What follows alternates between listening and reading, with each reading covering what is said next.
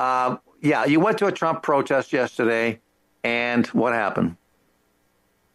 I saw, okay, so it's basically the same old, like, a lot of elderly, mostly Democrats, progressive people, actually not, too bad of a group of people. The organizers, for some reason, they were giving away free condoms, free morning after pills or Plan B, it was like, okay, what does that have to do with the protesting? It was a very unorganized protest, but I noticed two communists, and I'm talking hardcore communists in the middle of the group. One in a 1920s getup, which kind of almost looked more like a they call it the English doughboy. What do you say about the millions of people killed by communism? I say fuck off. Get the hell out of my face. Big communist flag. I asked him about the millions killed by communism. He screamed at me to get the F out.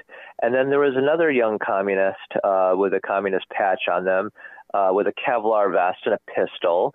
And when I asked him about their gun and why they were carrying a gun at a protest, because, while I'm pro Second Amendment, I also think that if you're using a gun to make a point on either side, I think it's kind of absurd. And I started questioning this young communist, and they asked me if I was gay, if I belonged to this community, if I was black, blah blah blah blah blah. Well, they probably and I said weren't no, black. no. They probably Huh? didn't ask you if you were black. They asked me if I was black, and then they made this You were looking really right at you. smug.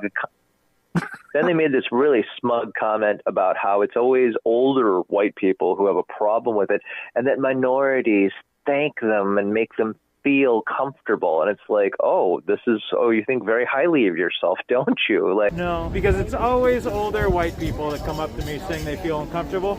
But it's always the minorities that come up to me saying I make them feel comfortable.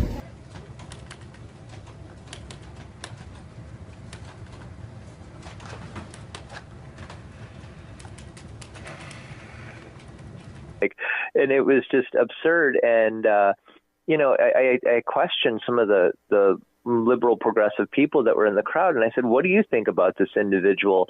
And they agreed that they didn't like it, and they thought it was attention seeking.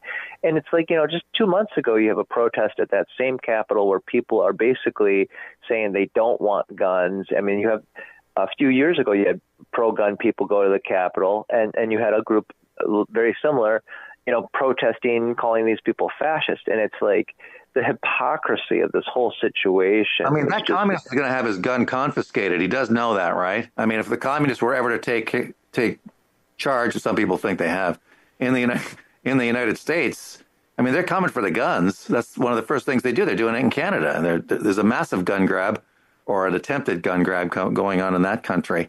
So what's your overall impression? We got a minute to go of these people protesting Doge. I mean, because you're down in Wisconsin, right? I should have mentioned that off the top, in the Madison area. I mean, are these people protesting Doge, or are they protesting Trump? Oh, yeah. Yeah. Everything? And I do think there's, right? Oh, yeah, and I do think there's a little bit of them throwing the baby out with the bathwater when it comes to the whole Doge situation, but the billions of dollars being wasted by government and the fact that they're exposing it, that is a good thing. I mean, there are jobs like people in air traffic control that, yeah, we need that, but when you can see that, billions of dollars are being spent to overseas, basically political issues that the taxpayers are paying for when we're not paying for things here in America, that is very, very wrong. All right. Miles Kristen coming to us from the great